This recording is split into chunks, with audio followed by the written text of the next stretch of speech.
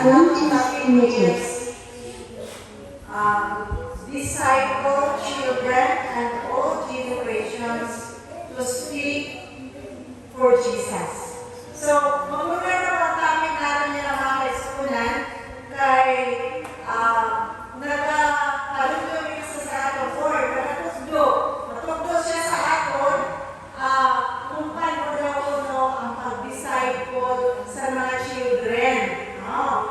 Tugduan tagayod dili ang mga kabataan. Kayo sa atong ginahimo dili sa simbahan. Ngayon natugduan dili ang mga bata. So, at isang mga palayon pray kita. Father in heaven, we thank you so much, dear God, for your love, for your grace, and thank you for gathering us tonight, opening our hearts and our minds to understand your holy word, and sana po kasunod natin.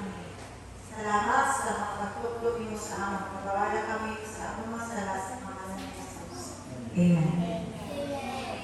Okay. So, ano lang yung muna itong mga kaimamulan? Mga tips na ginagawa sa aton na parang na-disciple natin ang mga kabataan. Kaya sabi ni, disciple children and all generations to speak for Jesus. Wow! Okay. Ano ang number one natin ngayon? Maghatag na po bilang mga ginikanan, we spend time alone with God. Ano daw? Maghatag kirasin panahon dida sa Ginoo. Bilang mga ginikanan, kasama ka daw ang tulong sa Ginoo. Sabi ko, number one, time alone with God. Number two, prayer. Kita na mismo ng mga ginikanan, maging ay ng tuon gaya kita atin. Ate Eve, maging prayerful gaya kita. Ako niya ang over niya ako ng anak. Then, number three is explore the Word of God. So, basta mo tagayon at tulong sa Ginoo. Ano ang tulong sa Ginoo? At atong mga Bible. Di ka magpatumuko na atong Bible. Ano? Basta mo tagayon po, ina. Okay, sabi nila, kaya naman, bilang mga ginikanan, para daw mapuno kita sa tulong sa Ginoo. Maabri ang ating mga puso, ang ating mga isip, sa pagsagot sa tulong sa Ginoo, kung ano ba kayo pagtatuyuan sa mahal na Diyos sa atin.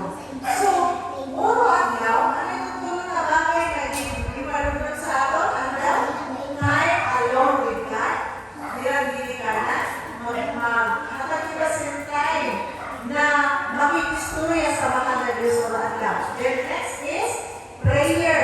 Number two is prayer. Mag-ampo kita po niya, ampo ka ang mga anak at kanan ng mga kabataan dito sa atong simbahan. Kaya ampo ka po niya sila, na-bless sila sa Ginoo. Kagaling niya mga family, although mga family at nila mga adilin sa nila mga families. Okay po. Then next is explore the Word of God. Ako basa mo, talino mo, Prince, basa mo Joel, chapter 2, verse 28 and 29. Ano ang i-prophesy sa Ginoo about the outpouring of the Holy Spirit in this passage? Kasama na daw po. Okay po. Si Ellen White, nag-advise na siya mga kaimamulan. Si Ellen White, bilang usad siya na ginikanan, ay buwan siya mga anak, naging piya sa Ginoo sa iya, na nalatsakan niya ang burden sa ginikanan man. Hindi lang kaya sa kita nagkaanak, kundi, ginikagaan kita sa Ginoo sa responsibility. Ano ate Ed? Kita si ate Ed. Kaya wala kayo siya na trabaho sa iba na trabaho sa labas. Kundi ate sa ito malay, ginalaga ang kanya mga ate. Ayaw lang sa sana ako na ako lang sa balay tapos maalaga ka sa mga anak mo.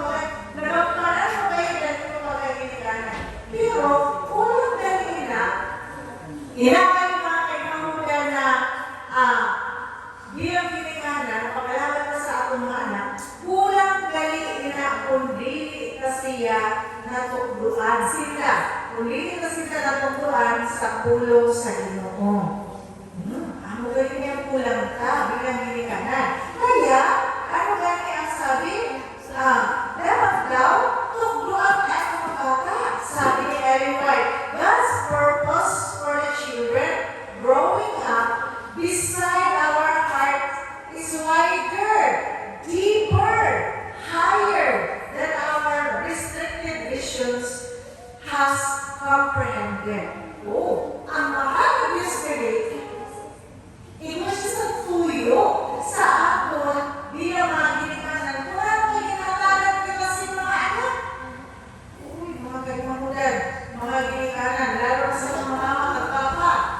Oh, atong galing na siya, yan, bang noon, ay mo galing nilang obligasyon sa aton mga anak. Dili na galing tagaan kita sa mga anak, basta-basta lang, naaral lang, kakaunod na lang, maraming obligasyon sa ina, kakaunod, iskwilangon, no? O paturubon, or kung ano ang atong gusto na ipahimo sa ina, may tuyog gali ang mahal ng Diyos. Kung ano kayo inatag sa atong mga kabataan, ano kayo daw ko, no? From the humblest lot, those who have seen faithful in time past must be called to witness for Him in the world's highest places. Ano ba rin ang tuyo sa Ginoo? Ano daw ko, no? I-train na ito nila ng mga kabataan kuna sa gagmay pasilda. Kay para magamit sila pag-witness sa mahal na Diyos sa buhay sa Ginoo pagkatapos sa iba. Kung sila magadarag ko na, o mga kabataan, may tuyo kali ang Ginoo sa iyo. Kaya kamo yung buhay sa mahal na Diyos hindi sa kinapaan. Dili ka kayo na buhay lang para mag-eskwela. Dili ka kayo na buhay lang para magkaranganan sa cellphone. No? O, kaya marami na sa simbahan, dili kita para gamit sa atong cellphone na dili para sa Ginoo.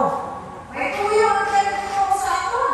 Dahil sa hindi, we are called to witness for Him in the world's higher places. Wow. And many of the land, kadamuan sa mga kabataan niya na growing up as did Daniel in his Judean home.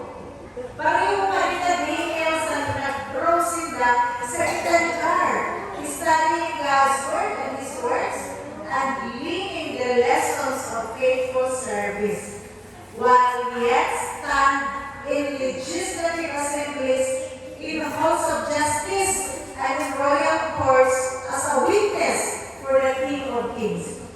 Dapat daw ito mga bata, mga kabataan, pareho kita ng Daniel. Ano nga yung Junjun si Daniel? Ha? Si Daniel, ibihang sila. Anak ako si Daniel sa usap na family na masinaligon bida sa Ginoo. In-train siya sa iya mama na mag-pray. In-train siya sa iya mama na puro adlaw nagkakanta, nagkakampo. So, sa kadlaw, di lang kayo kausad na mag-pray. Kaya, basta nagdako si Daniel, pareho niya, teenager na siya, naugali na niya na mag-pray sa aga, mag-pray sa alas 12, mag-pray sa gabi, nag-pray pa rin siya pag antes magkatulog.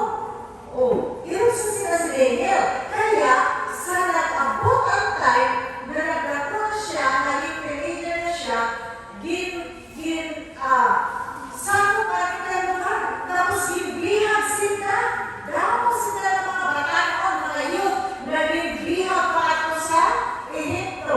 Or, pakato sa Babylon. Sa Babylon. Kita na sila Daniel. May mga time na din mga kabataan na dapat mag-prepare din sa ating mga sarili. Aton, bansa yung mga ginikanan, urupsili na time ang gusto sa mga nagay. Sa maintindihan ka, kung ano kayo prepare natin ang ating mga anak sa atong panimalay. Tugduan na sila mag-ampo, tugduan na sila magkanta, tugduan na sila magbasa sa Biblia, sa pulong sa Ginoo. Kaya magadako sila na may kahadlok sa Ginoo, magadako sila na nakilala rin ang Ginoo, na kung ang paagi na mag-close kayo sa Ginoo. Kaya sometimes,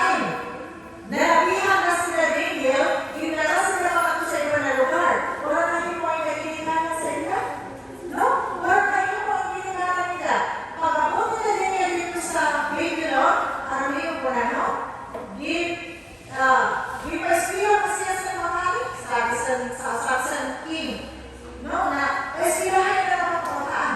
Kaya gusto ko na magamit sa dalili sa atong kaharian. Kapakaumas nila sa mga maayong na pagkaon. Kaso, ang mga pagkaon nila, ito na sila sa lawas na abot sa mga ng Diyos. Di ba? Naroon nangyari ka na Daniel. Hindi pagkaon sila sa mga pagkaon na dili amayan, dili maayos sa lawas, na dili itungkol sa Ginoo na dili kapos hindi magkaon. Yan. Nakakapag nila, nagbasa sila sa Bible. So, sa nabulan na sila sa ikaginilanan, at tuwing pagpabilin sa ilang puso at sa ilang isip, na mga kasubuan sa mahal na Diyos.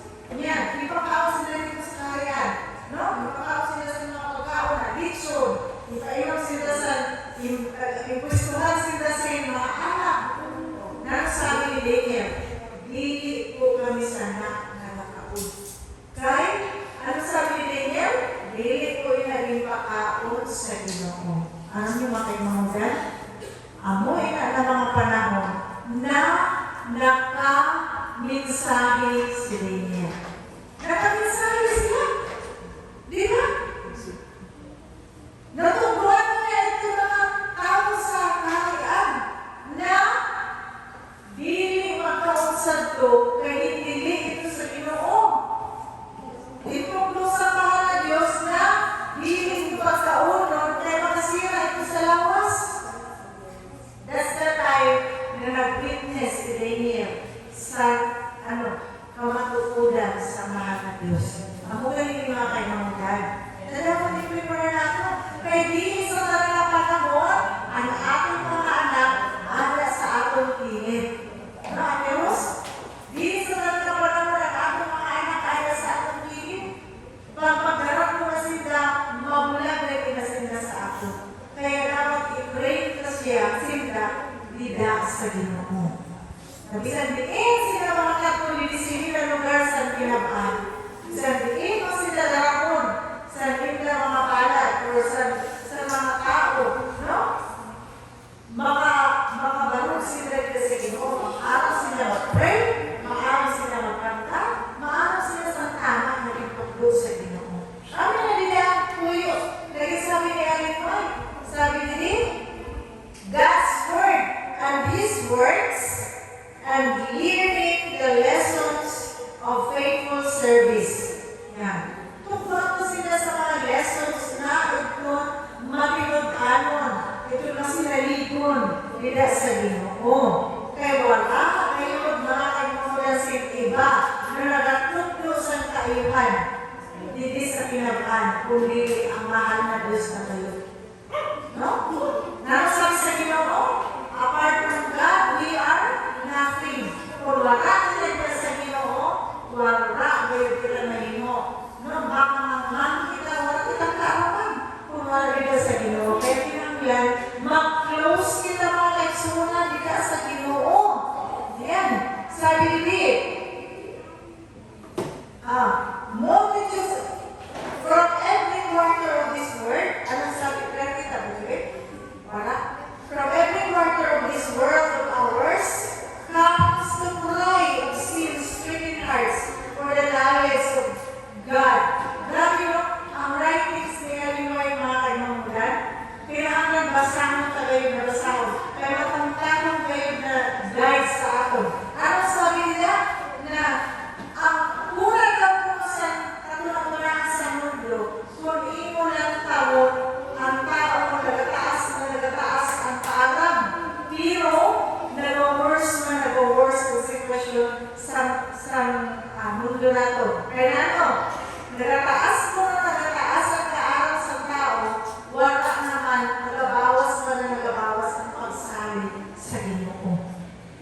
Oh, ano yung mga kaimamulan? Nasabi ni Dave, ang tao mas nagadamo ang mga tao na magsasala. Mas nagadamo daw ang tao na nalunod sa sala. Ayan. Tama ba ka? Mas nagadamo, makita ko, mas nagadamo ang mga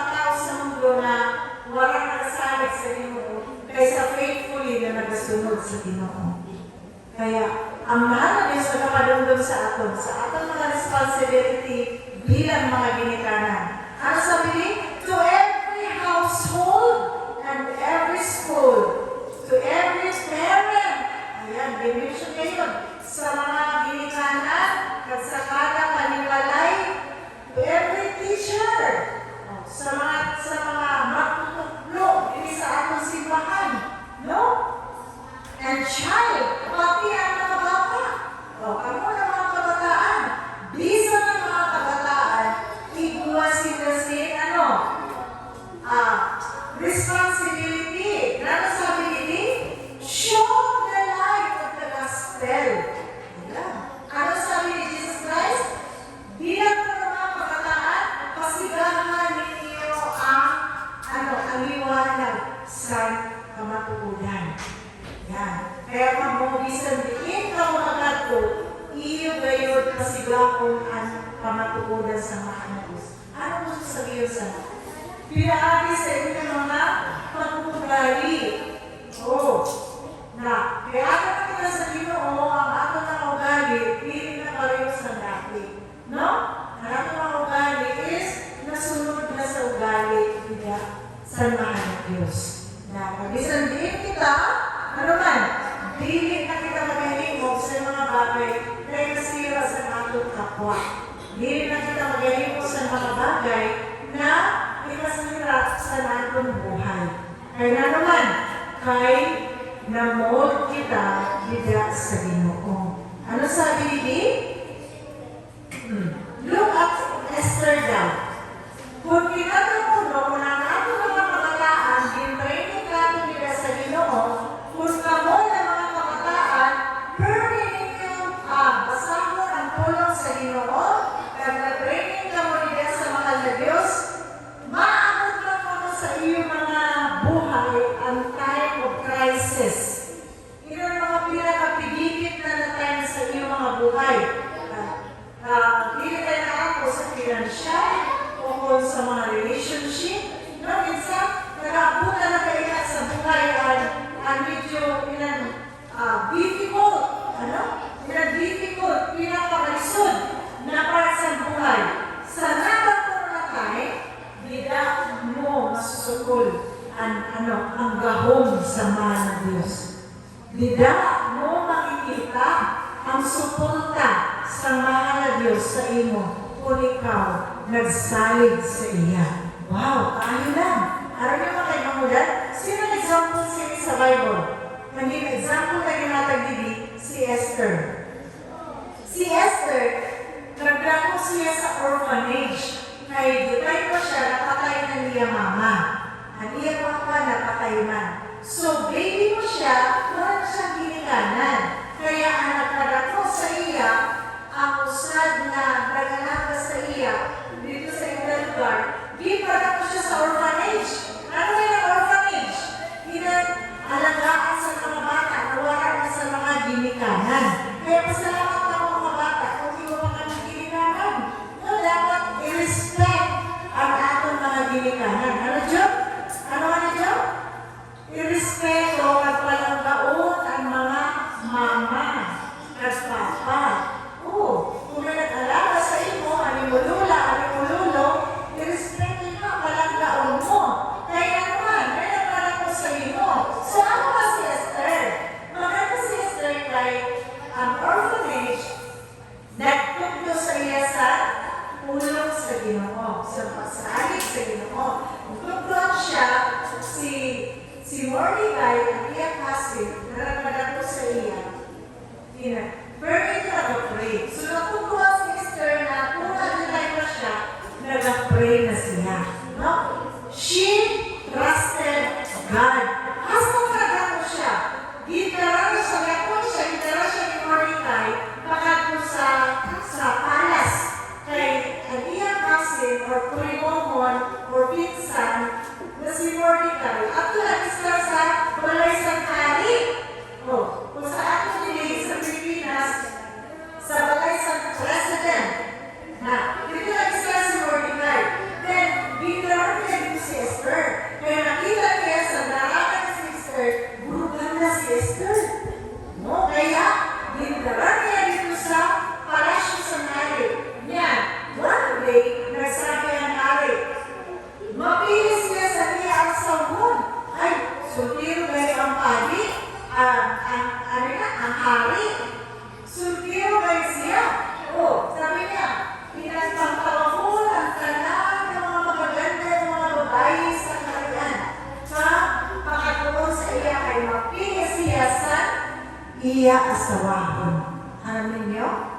Sabi ni Mordecai, Esther, mag-join ikaw. Kaya kung ganda ba si Esther? Maganda ba siya? Pero sabi niya, no, ganda na. Sabi niya, sige, imukan mo. Ika ka na. Ako ng time na nag-pray si Esther, sabi niya, at siya nag-ino sa mga bagay, ginaampo niya sa Ginoo, ginayaw niya sa Ginoo. Pagkato niya sa hari, ako'y kay napili man siya bilang asawa sa hari, siya ang napilian. Then, gitagaan si Esther siya magkukanda na istanan. Gitagaan siya. Then, sa kabisis, si Esther, because siya si mga kaumupot, si mga Israelite. Ano nga si Esther? Uy, very good talaga naman niya si Junjun. Very good. No? Mga Israelites sila. Kaya, nag-trust sila ng Jesus. First, nag-pray. First, nag-sing. First, sila nagbabasa sa Bible. Pareho na natin. We are like Israelites na mga palangka sa Ginoo. Tapos, dito sa kingdom, sa kaharian, may igugali si mga Hudeyo. Ano ang mga Hudeyo? Kontra nila ang mga Israelites. May mga Philistine. May mga Philistine, mga Palipulayan. Kontra nila David. Yan. Kaya, ano kami ang sabi ni Haman? Si Haman David. Usad na siya na Hudeyuhan. Kaya, kapawa mo siya sa kanda, Mordecai, kanda Esther. Yan, sabi ni Haman, ay, dapat hindi na mga Israelites, pinagdadamo na, ako ipapatay sa biyong ko ang king. Ano na, gano'n siya sa king. King, dapat, kung sino ang may mga nagalaan, kung dito sa ginumunginda, at kung sino din iba ang mga nandagi, pero mga Israelites, pagpakayo na ito. Kaya hindi maayon na makahalas sila din sa iyong kanian. Huwag na napuno ka ng king. Kaya umaayon na. Hindi na alam na iasawa na sa mga Israelite. Ang hindi naman alam na sila Mordecai, mga lalaki sa mga Israelites. Kaya, pag-una sa mga naman, naging galing na dayon. Ang dito kay maghiro dayon siya sa binayan. Sabi niya, sa wakas, mabibigay na kayo dito si Mordecai.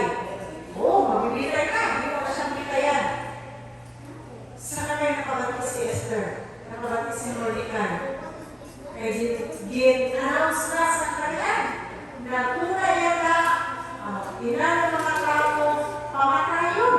Karang makakita ng mga ibusin iba ng mga religiyon na ayaw hindi pamatayon. Karang mga Israel hindi na nagatuot sa Ginoo pamatayon. Ano yung mga kaisunan? Sila Esther nagtago sila sa usap na room.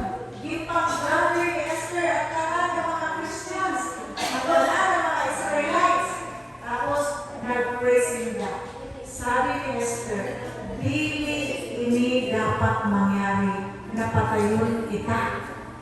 Tapos ano sabi ni Mordecai?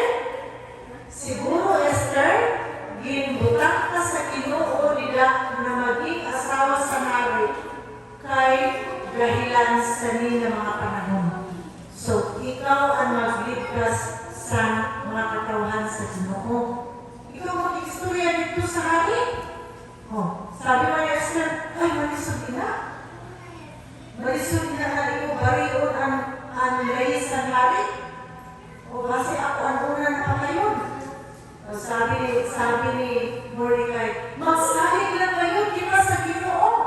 Kaya diyan kayo ligtason. Kaya ikaw gibutang kita, kaya ikaw ang katuyuan ng Ginoo. Ikaw gibutang ka sa Ginoo dahil sa para sa rin ng mga pigipot na mga panahon. Kita mga kabataan, gibutang kita sa Ginoo sa atong kanya-kanya ng mga panahon. sana. No? Na aton, aton igiyahan ang aton mga ginikanan na wala pa nakaaram sa Ginoo. Diba? Ato sa kinatuan. Ano sabi ni Esther? Okay, mag-pray kita. Inggali nila ang tanan ng mga Israelites. Na ako, sabi ni Esther, nagkakyo sister, we will pray for 3 days. Tulong na adlaw, mag-ampo kita.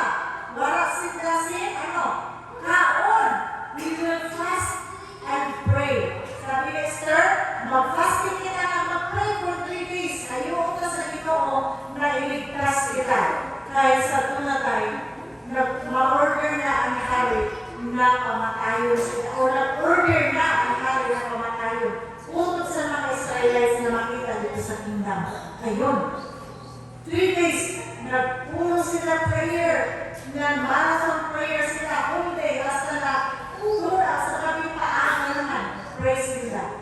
Then, pagkatapos ang 3 days, nagkarto siya sa hari. No? Nagkarto siya. Nakiyatubo siya sa hari. Makikatubo niya mga inumungan. Alam niyo?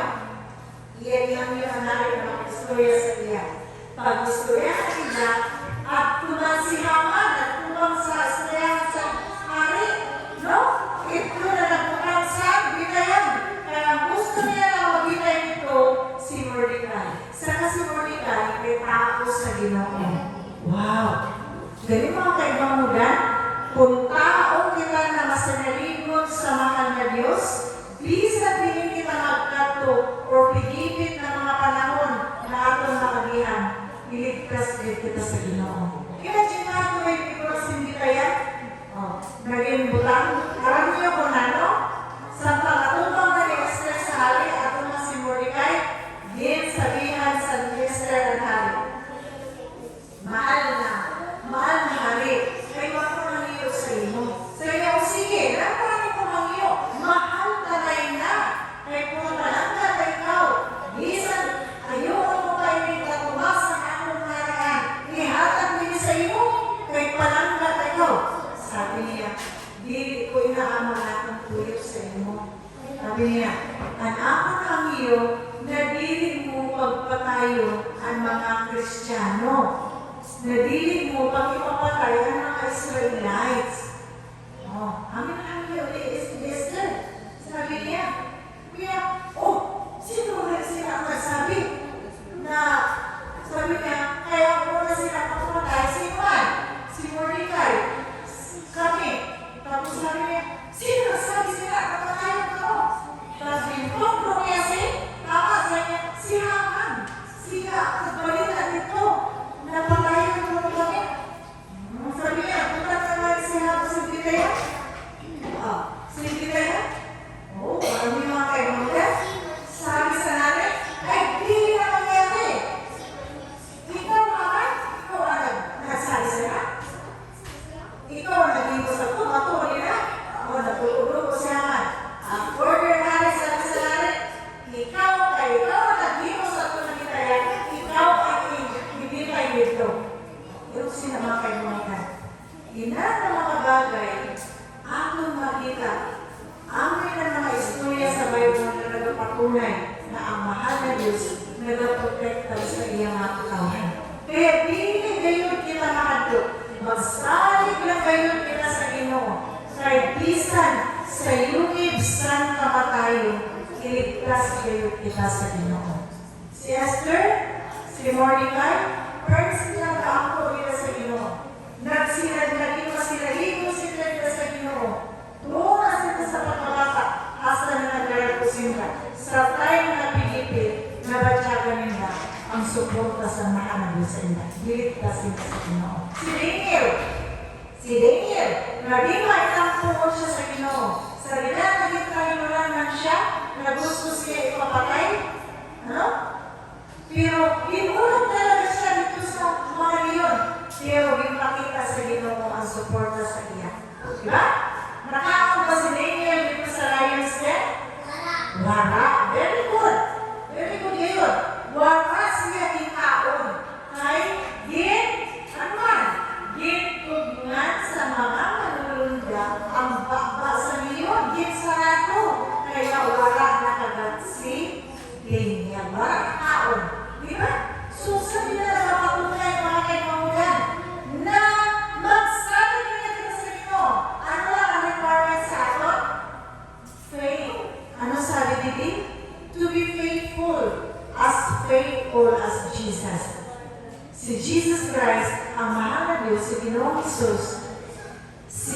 ngayon ang atong example of faithfulness.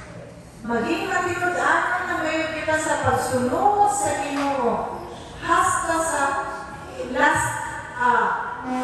last day sa atong buhay, last hour, last minute sa atong buhay. Kaya naman, ang gipromesa sa Ginoo, bisan mamatay kinilalawas ka, ano man, pagabuhayon kita niya kung siya magabalik na. So, naman kayo muna, bilang mga ginikanan, atong tubuhan ang atong mga anak na maging masinaligo sila nila sa Ginoo. Kasi naman ang mga henerasyon na masunod, na mga tugnuan sila sa masunod na mga henerasyon na magpatunay na ang maging masinaligo na sila sa mahal na Diyos. Kaya ang mahal na Diyos, magaligtas din sa aton, bisan din kita. Sabi din, who knoweth whether thou art come to the kingdom for such a times like this. So, mga kanamunan, magkakatuloy kita sa inhariya sa mga langit kung kita maging masinaligo nila sa Ginoo. Bisan, anuman ang mangyari sa aton, hindi sila nakilapan, dili ngayon kita magabulat sa Ginoo. Ano sabi din? Ang prayer focus natin nilalagay, pray for God to make our lives a fulfillment of His ancient prophecy. Hindi nga kayo muna ng mga pabalita sa Ginoo at atong Biblia, na banal na kasulatan, kami nagtawag na ancient word. Ano sabi sa ancient? Karaan. Or ano ang ancient? Antique or ano ba? Pag sinabi niyo ancient, inang mga sa butunga kayo na sa dugay na ng mga panahon. Ang pulong sa Ginoo, tunga kayo na sa dugay na ng mga panahon na give-preserve. No? Give-preserve. Kaya naman, may mga tao, may mga Israelite, may mga katawan ng Ginoo na nag-preserve sa rin. Nahas kaya na ahali sa aton ang pulong sa Ginoo. Inagbanal na Biblia. Dapat lang nagulis ang buhay sa no? Sa tunang mga panahon, ang mga nakakasa sa Bible, ginamamatay. Pero damo ang nagstand. Ang isa, hindi ay nagigulog dito sa aliguro. Na para lang mag-Christian. Diba? Damo sila ginawa ng mga pamaraan kung paano mag-preserve ang pulong sa Ginoo. Para lang di siya masulog. Kaya talaan na makita ng mga Biblia sa nag-ali ng mga panahon. Sa panahon sa mga huliyo, hindi na pa sunog nila. Kaya mga ipamulat, hastaya nag-exist ini. Kaya hastaya may mga tao na nag-preserve sa kamatugan. May mga tao na nagpugod sa Ginoo. May mga tao na nagtuklo sa mga kabataan na sila ang nag-preserve sa pulong sa Ginoo to the next generation naman. So, kaya kayo i-train ang ating mga anak. Amin ang ating responsibility bilang mga ginikanan. To train them, to disciple them, to educate them in the Word of God. So may God bless us tonight as we worship God, as we focus on our prayer. Ano pa ang focus natin? We pray for God to make our life a fulfillment of the ancient prophecy. So, gusto sabihin na ini na banal na kasulatan, ini na mga katungguhan, ay pasa sa atong mga anak. Dahil ang atong mga anak, sila naman ang magpasa pagkato sa inyong mga anak. Dahil ang inyong mga anak, magpasa naman pagkato sa inyong mga anak. Kaya, from generation to generation, nagkakaigwa, bisan kita mapanas na sa mapa, bisan kita mawala na, pero ang pulong sa Ginoo nag-exist dahil ato ini in-training ang ato mga anak. Ato ini in-instill sa puso at isip sa mga anak ang pagkamatado ni Ginoong Hesus. Ano pinang mensahe